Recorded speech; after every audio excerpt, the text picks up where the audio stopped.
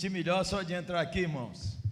Um abraço a todos os amados que estão conosco online, pessoal em Belo Horizonte, pessoal em outros países, quem está também aí, minha mãe, minhas irmãs, dona Iva, acho que está aí online, mestre. Louvado seja Deus. Obrigado aos prezadíssimos irmãos e irmãs. Estamos juntos nessa adoração. Coisa linda, né, irmãos? Igreja musical, tão ungida, tão alegre no Senhor. Uma bênção mesmo. Pastor Igor vai casar o ano que vem, aleluia. Não é? A sua ilustre noiva, que forma essa semana. Deus seja louvado. Floresça, minha filha, em tudo. Boa, irmãos. Estou tão contente, irmãos, nem sei se vou pregar. Vamos abrir Jeremias 29. Jeremias 29, cadê o relógio dessa igreja? Não tem, não.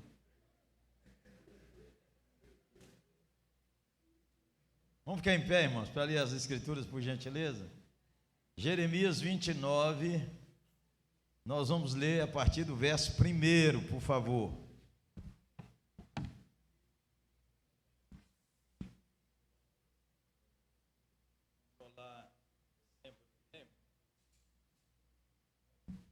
Jeremias 29, de 1 em diante.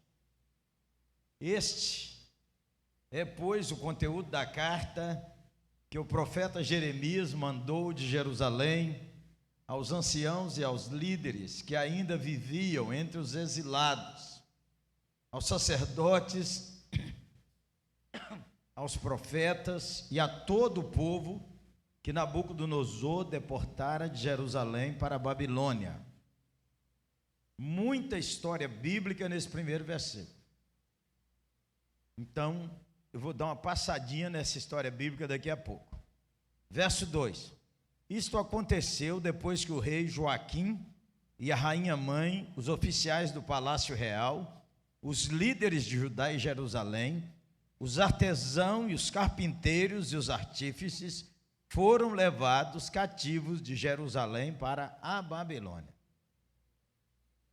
A carta foi enviada por intermédio de Eleasa, filho de Safã, e de Gemarias, filho de Ilquias, os quais Zedequias, rei de Judá, tinha enviado a Nabucodonosor, rei da Babilônia.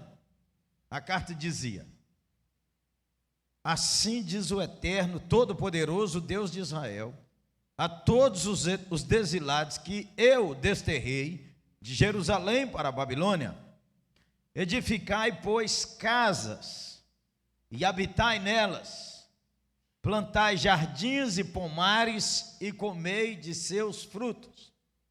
Casai-vos e gerais muitos filhos e filhas. Escolhei esposas para vossos filhos e dai vossas filhas em casamento, a fim de que tenham filhos e filhas. Multiplicai-vos ali e não venhais a diminuir o meu povo em número de pessoas. Dedicai-vos à busca da prosperidade da cidade para onde vos deporteis, e orai ao Senhor em favor dela, porque o progresso dela será a vossa prosperidade. Noutra tradução diz: em sua paz encontrareis a paz. Porquanto assim diz o Senhor dos Exércitos, Deus de Israel: não vos deixeis enganar pelos profetas e adivinhos que habitam entre vós, nem deis atenção aos sonhos que vós mesmos os estimulam a ter. Ora, eles vos profetizam falsas visões e palavras em meu nome. Eis que eu jamais os enviei, afirma o Senhor. Assim diz o Senhor: quando se completarem os 70 anos da Babilônia, eu cumprirei a minha promessa a vosso favor, de trazer-vos de volta para este lugar. Porquanto somente eu conheço os planos que determinei a vosso respeito, declara o Senhor, planos de fazê-los prosperar e não lhes causar dor e prejuízo, planos para dar-vos esperança e um futuro melhor. Então me invocareis e chegareis a mim para orar, e eu vos darei toda a atenção. Vós me buscareis e me encontrareis quando me buscardes de todo o coração. Eu me deixarei ser encontrado por vós, afirma o Senhor. E eu os conduzirei de volta do cativeiro, restaurando a vossa sorte. Então eu mesmo os reunirei de todas as partes da terra para onde eu vos dispersei, e os repatriarei para o lugar de onde os deportei, afirma o Senhor. Vamos sentar, irmãos, por gentileza. Os irmãos sabem, o único que dá a água da vida é o Senhor Jesus. O único quem tem pão da vida é o Senhor Jesus. Pregadores podem falar, mas pode não acontecer nada na sua vida, porque Deus procura quem o quer. E é claro, não somos nós que procuramos a Deus. Toda vez que a gente procura a Deus, é porque Deus já está fazendo uma obra em nós. Mortos em nossos delitos e pecados, jamais buscaremos a Deus. Inclinados para a carne e para o mundo, o Espírito do Senhor tem que nos convencer. E oração, os irmãos sabem que não são palavras. Oração é o coração. Porque Deus que vê o coração, lê no nosso coração o que é que nós queremos mesmo. Nós podemos estar no culto sem querer Deus. Podemos estar tão envolvidos com outra coisa no culto e perder o Senhor. Eu não sei se é só eu, se já tive essa experiência, que estar cantando uma coisa e minha cabeça está para o outro lado. Depois eu tenho que falar comigo, oba, vamos voltar para o culto. E eu no púlpito ali para pregar. Então vamos falar com o Senhor e vamos conversar um pouquinho. Senhor Jesus, dono da água da vida, o que dá aquele pão que mata a nossa fome. Senhor, nós suplicamos. Só o Senhor acha o jeito de cada um de nós te ouvir. Só o Senhor, ninguém mais. E alguns de nós, como eu mesmo nesse culto, já fui tão ministrado, tão assim, renovado intimamente, tenho tanta gratidão. Então peço que o Senhor também fale comigo enquanto eu falo. E fala com os irmãos, a palavra que é tua, não minha. Em nome de Jesus, amém. Vire a chave. Vire a chave. Está na hora de você virar a chave. Esse texto trata desse assunto. Abraão, Isaac, Jacó são os patriarcas. José vai para o Egito, desce a família de Jacó, 11 irmãos, José tem 2 filhos, Jacó puxa 2 egípcios para dentro da sua família. Presta atenção que Abraão não é judeu, nem hebreu, e Efraim e Manassés também não. Toda a vida o povo de Deus é chamado para as nações, desde o seu começo, toda a vida o povo de Deus é chamado para as nações. E se você continuar aí, você vai ver que depois Deus chama Rute, a Moabita, para dentro. Deus vai dizendo, eu sou o Senhor das nações. Antes disso, Deus chamou a cananeia, Raabe. Deus é o Deus das nações. Moisés, Arão, tira o povo do Egito e entra no êxodo. O êxodo, símbolo da vida cristã. Símbolo da caminhada da libertação. Com Josué e Calebe, conquistam Canaã, que não é o céu, é a edificação da igreja contra o mundo. É a igreja lutando contra forças que é maiores do que ela, aos olhos humanos. É o livro de Josué. O livro de Juízes é o tempo do avivamento que nós precisamos focar. Pecado, juízo, arrependimento, renovação. Levanta um juiz, e juízes é esse ciclo. As nações que eles não expulsaram tinham um rei. Israel disse: nós queremos um rei. Samuel, o último juiz, aquela situação tão dolorosa para Samuel, mas então o primeiro rei é Saul, da tribo de Benjamim, mas Saul não é íntegro de coração, e Deus então move para cumprir a profecia de Jacó, que o cetro não se arredará de Judá. É a última palavra de Jacó antes de sua morte, em Gênesis. E aí então vem a raiz de Davi. O Senhor disse que achou segundo o seu coração. Você olha os pecados de Davi, mas a questão de Davi é que ele queria agradar a Deus, e ele reconhecia o pecado e confessava, porque Deus não quer perfeição, Deus quer quebrantamento. E Deus disse: é da raiz de Davi que vem quem vai governar o mundo. A única época que Israel conquistou o que Deus prometeu a Abraão foi com Davi. Então segue a transição para Salomão, mas Salomão desgoverna de Eufrates, da nascente até o final, que Salomão mandou buscar macaco no Brasil, bugios. Eu vou chamar ele para conversar em Belo Horizonte mais. Ele disse que o único lugar que tem esse tipo de macaco é na Mata Atlântica e no Brasil, e lá em Crônicas diz que Salomão mandou buscar bugios e pavões. Só nota de rodapé. A transição não é bem feita. Roboão e Jeroboão, seu primo, dividem a nação. 10 tribos seguem com Jeroboão. A capital é Samaria. Jeroboão põe lá 2 ídolos, e a capital, e Judá e Benjamim ao sul ficam seguindo a família de Davi, que vem o sangue aí, Davi, Salomão, é Roboão.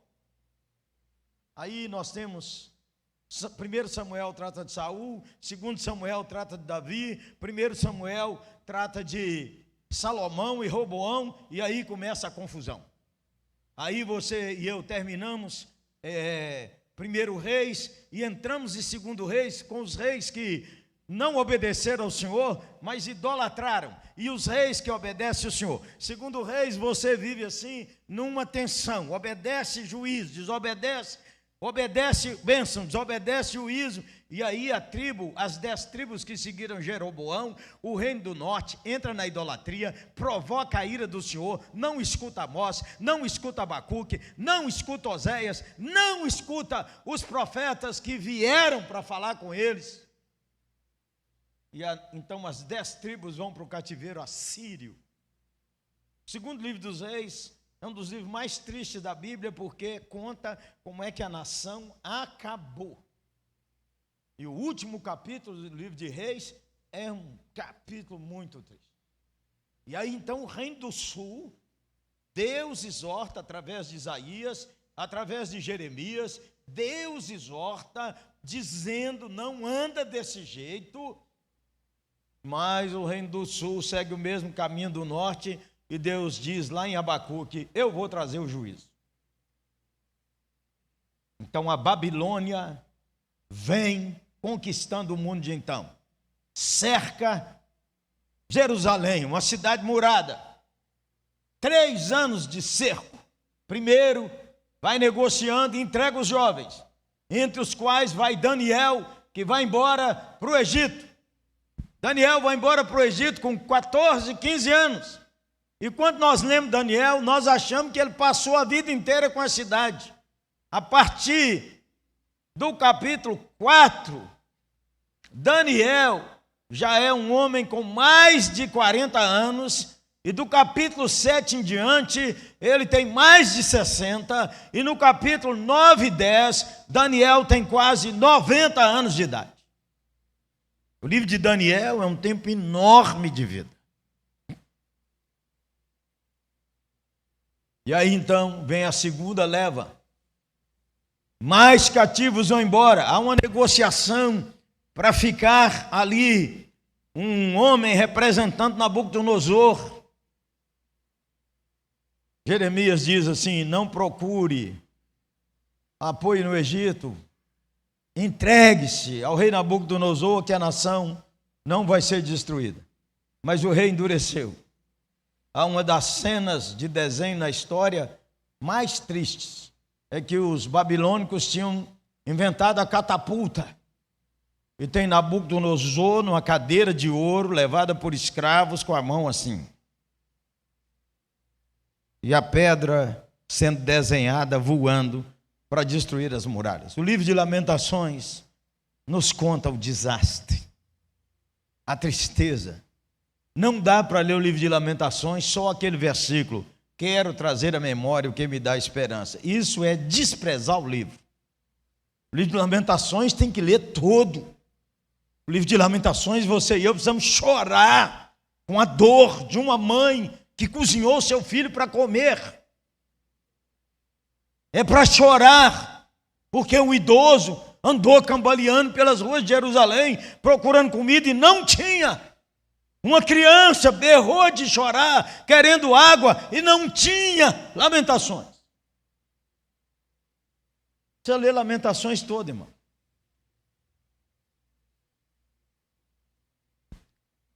A turma que foi cativo para a Babilônia, chegou lá uns caras lá dizendo assim: ó, dentro de 2 anos nós vamos voltar para Jerusalém. Todos os utensílios sagrados foram levados, todos. As taças de ouro, o altar de bronze, as colunas de bronze de quase 3 metros foram cortadas. As grandes pedras que Salomão mandou fazer para triturar o trigo, o centeio, as pedras de mor, as crianças e os adolescentes levaram nas costas aquele peso absurdo, porque Babilônia acabou com a economia de Israel. Chega uma carta, os anciãos tinham ido embora, a rainha mãe foi levada presa, foi levado preso os nobres, foram levados os carpinteiros e os ferreiros, os artífices, porque não fica ninguém aqui para construir uma enxada, um arado, uma espada, não fica ninguém. Queimou a cidade. Israel virou motivo de assovio, de zombaria. Deixaram aqui os mais pobres, os iletrados dos iletrados, abandonou tudo. Aí, líbios, cananitas, samaritanos, vieram e tomaram conta da cidade. E tomaram conta do terreno. Terra de ninguém, cada um tomou conta. E aquela terra, Deus diz que plantando dá, toda a vida é assim. Terra que mana leite e mel. Chega uma carta à Babilônia.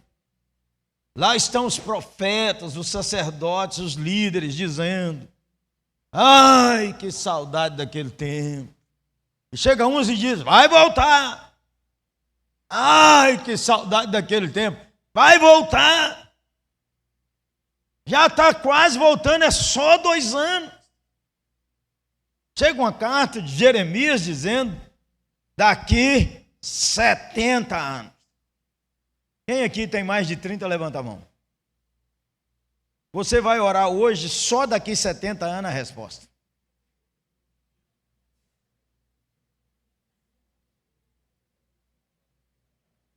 Daqui 70 anos, ainda tem uma palavra que nós usamos confusamente. Eu que sei que tenho pensamentos a respeito de vós, para lhes fazer bem, não mal, para lhes dar um futuro e uma esperança. Eu tenho 66, daqui 70 anos.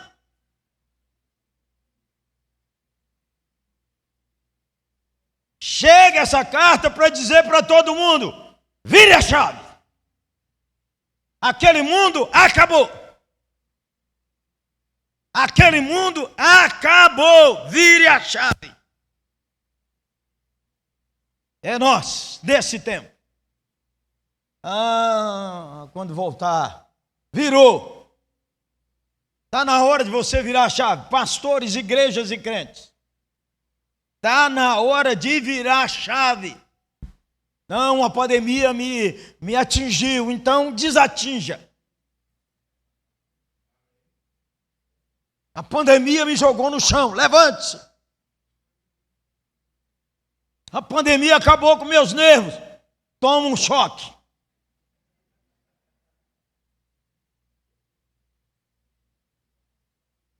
No CPL nós vamos falar mais sobre isso. CPL é o Congresso de Pastores e Líderes, que vai acontecer do dia 13 a 16 na 8ª Presbiteriana. Quero convidar os irmãos.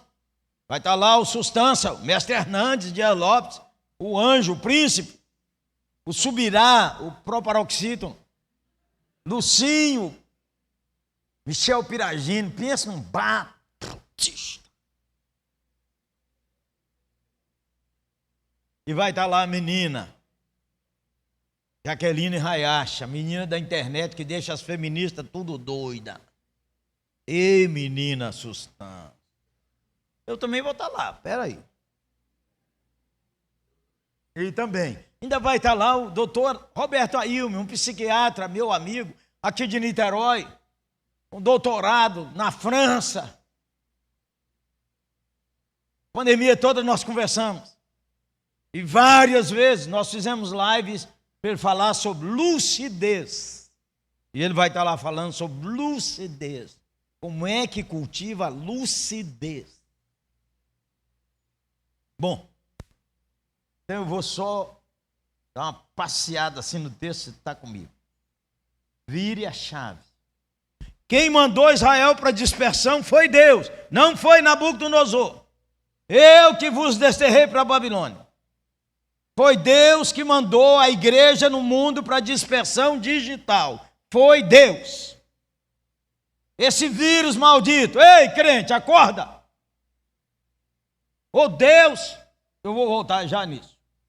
É Deus também quem traz os dispersos. Diz o verso de número 14. Eu os repatriarei.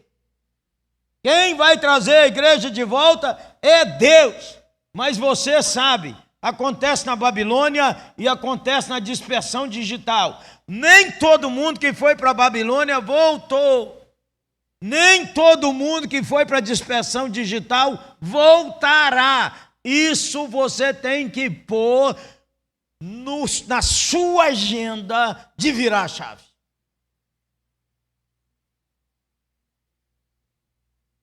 Então, eu quero dar 6 conceitos para os irmãos, sem pregar um por um. Primeiro, descanse sua alma no Deus Todo-Poderoso. Eu vos desterrei, assim diz o Todo-Poderoso. O tempo de Israel morreu muita gente em Jerusalém. Mulheres grávidas foram cortadas ao meio. Aqueles soldados da Babilônia, a semelhança do Talibã, violentaram muitas mulheres. E Deus diz ainda, por que tanta morte no mundo? É um tempo da graça que Deus decidiu que os homens podem apelidar de Covid-19. É um tempo da graça, irmãos. Irmãos, todo mundo aqui vai morrer. Hoje não. Mas todo mundo aqui um dia vai ter seu caixão, mais barato ou mais caro, ou então não vai achar nem os pedaços. Não sei como é que você vai morrer, nem eu. Todos nós queríamos morrer. Pensa você, a gente quer ir para o céu e não quer morrer, fala sério.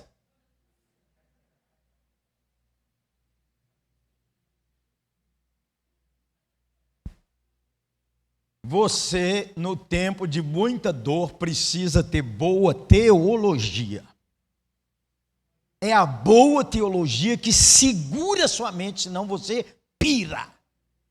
Eu tive um BO na pandemia comigo. Fui para o psiquiatra. Naquele tempo, a gente achava que o bicho entrava na boca, não era assim? A gente abria a boca, o bicho entrou. A gente andava com tanto medo que o povo dizia assim, os de 60, você lembra disso?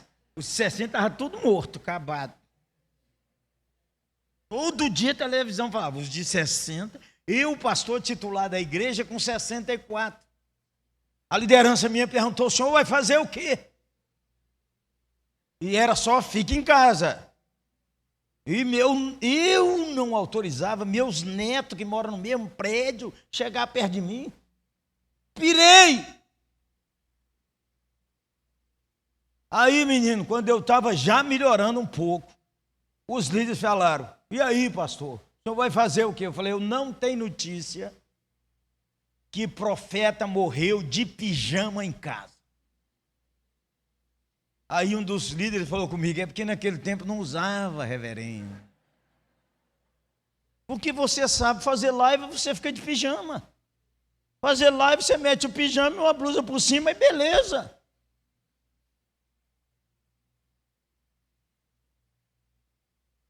Morreu gente no mundo, morreu muita gente no mundo. Por quê? Porque Deus decidiu que esse um tempo de morrer, como Deus decidiu que nos anos 40, na Segunda Guerra, foi a época que morreu mais gente no mundo. Ou nós ajustamos nossa cabeça com a Bíblia, ou nós piramos e viramos satanistas. O satanista não é o que não crê em Deus, porque o diabo crê e até treme. Nós dizemos que cremos e esculhambamos com Deus.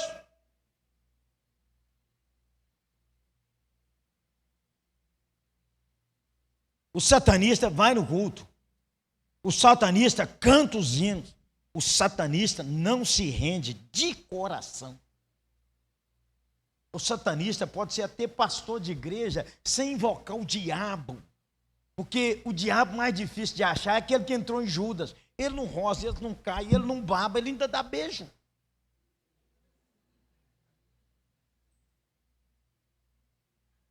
Você precisa ajustar a sua cuca. A quem é Deus? Morreu meu pai, minha mãe, minha irmã, meus filhos, meus parentes, tudo numa semana. Presta atenção, eu não estou falando contra a sua dor. Entende o que eu vou dizer, pelo amor de Deus. Mas nós só preocupamos com a nossa dor, porque do outro lado da rua aconteceu a mesma coisa. Nós choramos por eles ou não? Nós somos do reino, nós viemos aqui para dizer que o Senhor reina. Há um mês morreu minha cunhada, como uma mãe, segunda mãe, para meus filhos quando eu fiquei viúvo.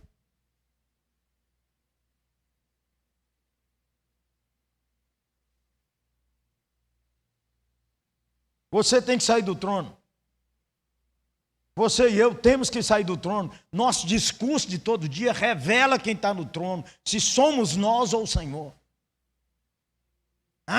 Está muito frio no Rio de Janeiro. Quem está no controle do clima? Rio de Janeiro, pelo amor de Deus. O calor mata a gente. Ei, essa boca aí. Ou nós achamos que esse negócio de louvar a Deus é dentro aqui de culto. Isso aqui é um teatro. Então nós viemos todos representar. Uma boa teologia guardará a sua cabeça. Não é que você não vai chorar, não vai sentir dor. Uma boa teologia fará você descansar no que você não entende. E a vida não é feita para entender, é para crer.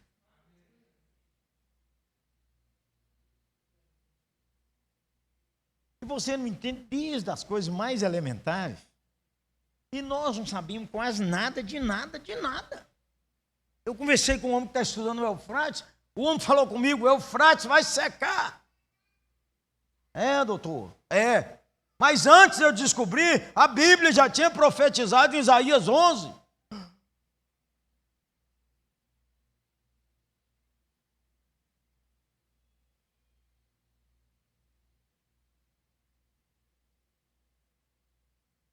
Não conhecemos quase nada de nada, de nada, de nada, de nada, de nada, de nada, de nada. E tudo que você conhece muito na sua área, você não conhece nada.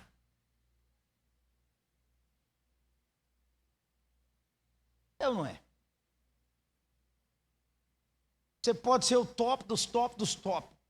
Mas chega uma hora e tem um mais top. Vira a chave, hein? Volta para Deus. Esse livro que eu escrevi aqui, ó. Esse livro é um livro que eu estou insistindo com ele para o povo ler. É um livro simples, é uma mensagem que eu preguei sobre Agar, quando acabou a água, o pão, e ela chegou no fundo do poço. E Abraão pôs ela para fora, ela foi rejeitada. Ela foi dada por Sara, para Abraão fazer um filho nela, e Abraão meteu o pé nela. E é por isso que os afegãos estão aí, a Sara com Agar, confusão.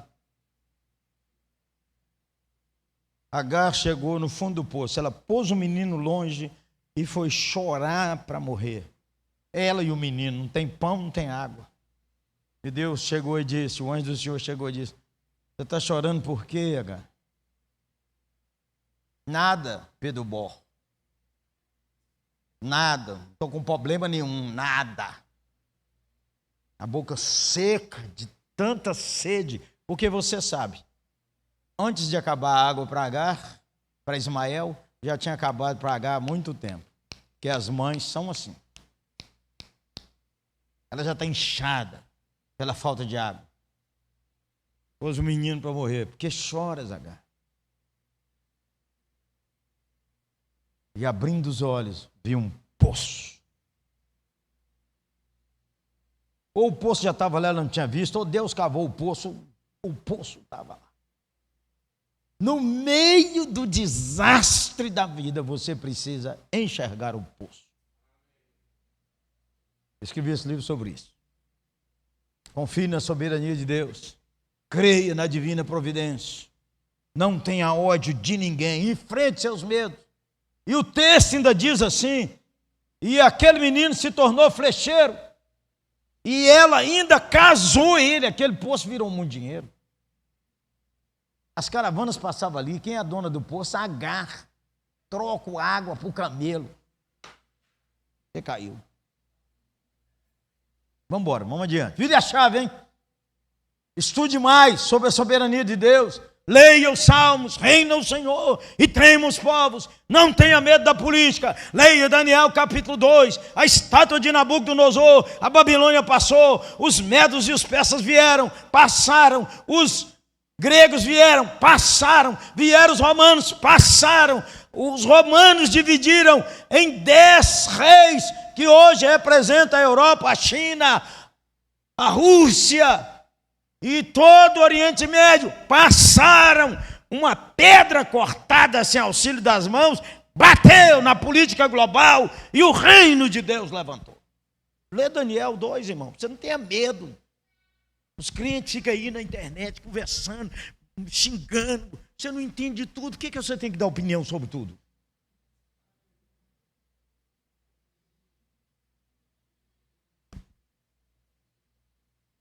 Meus filhos dizem, não anima não, pai. Senão não acaba. Segunda verdade. A primeira é você construa uma boa teologia dentro do seu coração.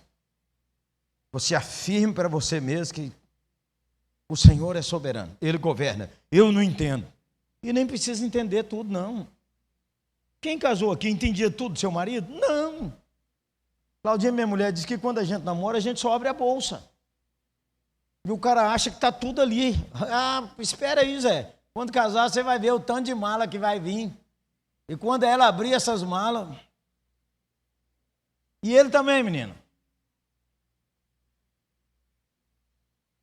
Segunda coisa.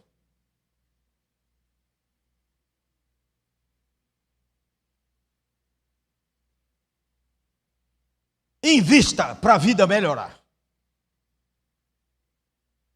Edificar casas. Plante um jardim. Plante um pomar. Invista para a sua vida melhorar. Não é hora de ficar aqui na Babilônia dizendo: ah, aquela casa que eu tinha lá em Israel, meu Deus. Aquela igreja que eu tinha antes da pandemia, meu Deus. Aquelas pessoas que estavam na pandemia, meu Deus. Ó, 4 tipos de crente da pandemia. Uns que não voltam mais. Segundo, uns que já mudaram de igreja e você não sabe. Terceiro, outros que vão mudar e estão indecisos. para lá e para cá. Uns que daqui vão para lá, outros que de lá vêm para cá. Quarto, os crentes que acostumaram com o online. Porque o online é brutal, menino. Primeiro que o online colocou todo mundo global. Mas segundo, o cardápio ficou demais. Então o cara não acompanha a live do pastor dele, por quê? Vai atrás do mestre Hernandes. Aí, entendeu, né? E ainda tem o online que pode fazer a pipoca de bermuda. E aí o duro de coração nem dá mais dízimo e oferta. Porque a igreja também travou. Todo mundo usa cartão de crédito, todo mundo usa máquina, todo mundo usa Pix, e algumas igrejas dizem, está precioso.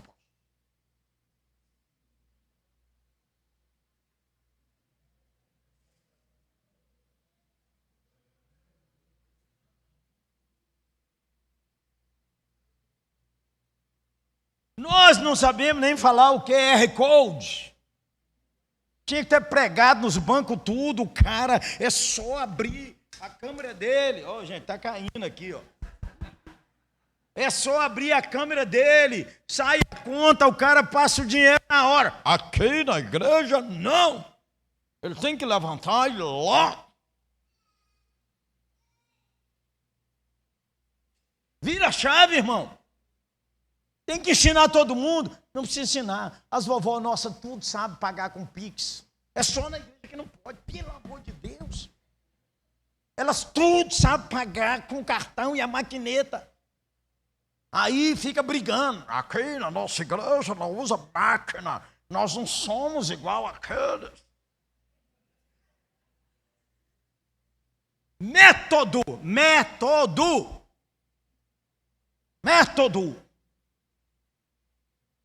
O dinheiro tem que chegar, irmão. A gente não põe um cofre aqui para o povo vir? Qual o problema de levantar a máquina? Não quer? Não levanta também. Não estou crencando com ninguém. Tá entendendo? Não sei. Quem está entendendo o que eu estou falando até agora? Não estou falando se concorda. Você está entendendo? Se você entendeu, o problema é seu. Precisa virar chave, gente. Investir para a vida melhorar. Terceiro, tenha paciência com a vida. Plantai uma vinha e comei do seu fruto. Quanto tempo vai durar isso? Ninguém planta segunda e come sexta. Tenha paciência com a vida. Tenha paciência com as pessoas. Tenha paciência com os ritmos da vida. Tenha paciência com os outros e tenha paciência com a doença, e tenha paciência com o governo, e tenha paciência com o pastor, e tenha paciência com você. Para comer esse fruto, tem que rodar, gente boa.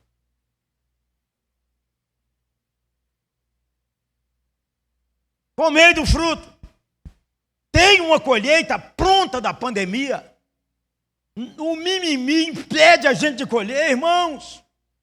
A colheita está pronta. A sociedade caiu num medo absurdo.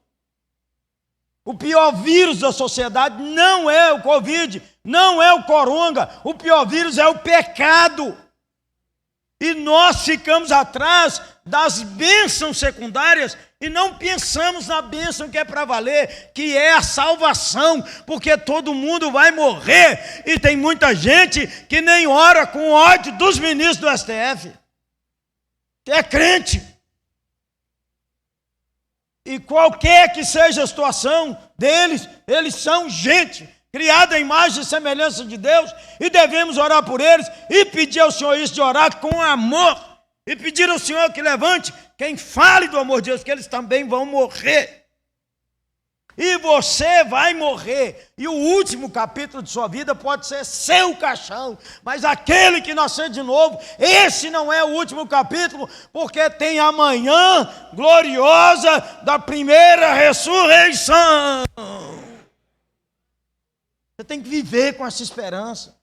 Não se vai ganhar mais dinheiro, se vai viver mais 10 anos. O cara está com tanto medo que ele vai no supermercado, ele vai na farmácia, ele vai no médico, ele vai no boteco, mas ele não vem no culto porque o coronga está lá.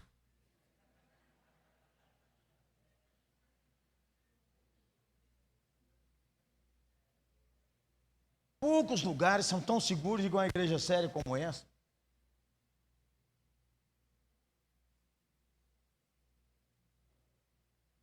Quatro. Encoraje o povo a casar e ter filho. As mães e os pais mataram gerações dizendo para a filha: você não pode ter filho, você tem que investir na sua carreira. Crente pregando o satanismo. Aí essas moças demoraram a casar, não achou mais. Não, fala sério. Um dia desse, uma moça com mais de 30 anos, eu não conhecia, chegou perto de mim e disse: o senhor ora para mim casar. Eu falei: eu não oro. Quando te pediram, você não quis. O pastor dela falou comigo: ele não sabe de nada, porque eu não contei nada.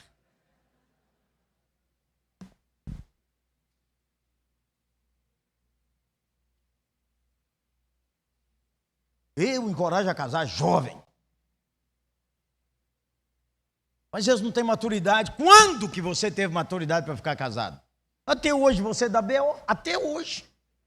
Você pode ter 40 anos de casado, você ainda dá B.O. Sua mulher ainda fala assim: pelo amor de Deus, isso não conserta nunca. Não ficou madurão, não? Ei, você aí que vai casar, tenha filho. Porque se não tiver filho, esse carinho seu e esse amor do seu coração vai ser para cachorro e gato.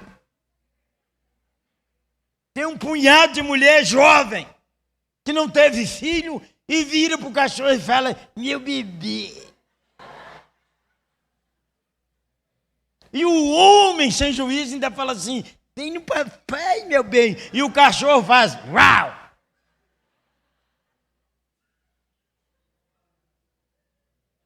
Irmão, estou falando assim, mas isso é palavra bíblica, irmão. Pastor, nesse tempo ninguém dá conta de criar filho, não. Então Deus não é Deus. Porque Deus falou na dispersão, Deus falou no tempo mais difícil, vira a chave. Porque se o Senhor não edificar a casa, em vão trabalho os que edificam. E muitos casais, não tivemos mais filhos, estou junto no pacote, porque queria conforto e soberba de gastar o dinheiro com ele. Eu tive 3 filhos com Ana Maria. Quando casei com Claudinha, ela tinha uma filha. Mas o B.O. era tão grande nessa família, irmão, para arrumar essa família foi brutal. Uma vez Claudinha disse: aqueles anjos que cuidaram de nós, nos primeiros 8 anos, está em algum espaço celestial recuperando o estresse. Porque nós demos trabalho demais. Aí, quando nós pensamos em ter filho, Claudinha já tinha mais de 41. Mexer com o menino não. E um dia nós dois beijando lá na Quinta Avenida de Nova York, eu falei com ela: nós devíamos ter tido um neném. Ela falou: não vem com essa conversa agora não. Quem gosta de cachorro é ela, eu não. Eu gosto de cachorro, grandão, fora de casa. Uau, uau! Eu roubo esses cachorros miudinhos. Cláudia ama. Rúbia ama. Meus filhos falam comigo: o senhor tem trauma de cachorro? É verdade, eu tinha um cachorro quando tinha 13 anos, eles mataram meu cachorro e eu que achei ele morrendo. Quando você tiver a casa sua, vocês podem ter a matilha.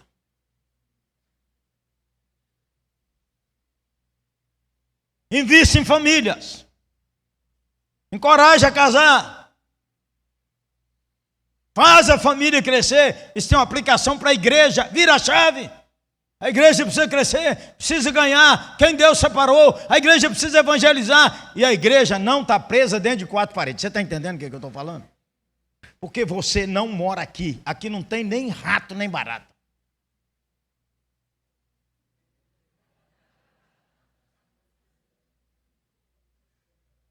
Então a igreja não está presa. Você que está com a boca fechada. Você que não fala com ninguém de Jesus todo dia. Precisa falar todo dia. Você lida com o gari, você lida com o médico, você lida com o garçom, lida com a padaria, lida com tanta gente que não é crente. Por que que essa boca não abre amorosamente? Por que que você não pode ir ali para a rua, a banda, e tocar na rua de dia ou sábado de tarde? Nós ganhamos gente de prédios inteiros, porque era proibido entrar na casa. Nós temos 4 violeiros na equipe pastoral, e tinha jovens. Um dos nossos pastores foi visitar uma família que tem um moço cego, e ele não conseguindo ficar em paz, que ele gosta da igreja. Falei: Léo, vai lá e canta o hino para ele. Vai lá e canta para ele, divino companheiro no caminho. O Léo pegou o violão, chegou lá, 5h30, 6h. Divino companheiro. A família da nossa igreja saiu na janela. Já tinha escurecido, outra família acendeu a luz. Outra família acendeu a luz. Daqui a pouco o prédio inteiro com a luz acendida e o povo chorando. As portas estão abertas.